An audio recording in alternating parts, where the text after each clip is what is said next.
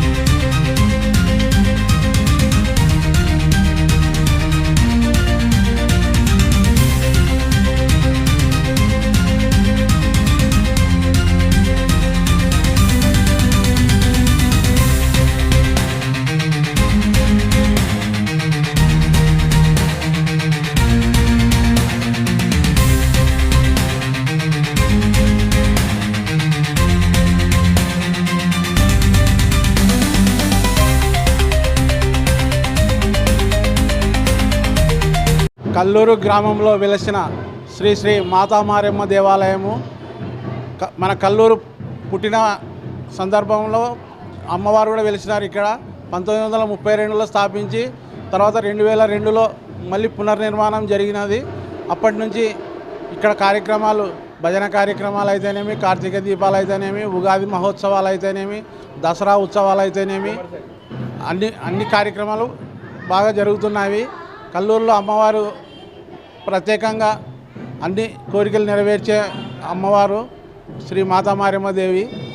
కావున భక్తులందరూ అమ్మవారిని సందర్శించుకొని తీర్థప్రసాదాలు తీసుకొని ఈరోజు కార్యక్రమంలో పాల్గొన్న వారికంతా ఆయురారోగ్యాలు ప్రసాదించాలని కోరుచు సెలవు తీసుకుంటున్నాము. ఇట్లు దేవాలయ కమిటీ, మల్లికార్జున భజన బృందము, కల్లూరు. కల్లూరు గ్రామ ప్రజలకు ఈ కార్తీక దీప మహోత్సవము ప్రతి సంవత్సరము మేము ఎంతో వైభవంగా ఈ కార్యక్రమం జరుపుతున్నాము. దానికి కారణము మాతామారెమ్మ దేవి ఆశీస్సులతో మహిళలు ఎంతో మర్యాదపూర్వకంగా ఈ కార్యక్రమంలో ప్రతి సంవత్సరం పాల్గొంటున్నారు. ఎందుకంటే అమ్మవారు ఈ ఉగాది పర్వదినాన కానీ దసరా సందర్భంలో కానీ ప్రతి సంవత్సరము కర్నూలు సిటీ ప్రజలందరూ ఎంతో మంది ఇక్కడికి వస్తూ ఉంటారు, పోతుంటారు. పూజలు పునస్కారాలు అన్నీ చేస్తూ ఉంటారు. దాని దృష్టిలో పెట్టుకొని మేము ప్రత్యేకంగా ఈ ఏర్పాట్లు చేయడం జరుగుతున్నది. మేమైతే ఈ కార్యక్రమాన్ని ఎంతో జయప్రదంగా చేస్తున్నాము. మహిళలు కూడా దీనికి ఎంతో ప్రోత్సాహకరంగా ఈ అమ్మవారి దీపోత్సవంలో పాల్గొంటూ ఉన్నారు. ఏమి దీనికి మేము కల్లూరు గ్రామ మహిళలకి ప్రత్యేకంగా ధన్యవాదాలు తెలుపుతున్నాము.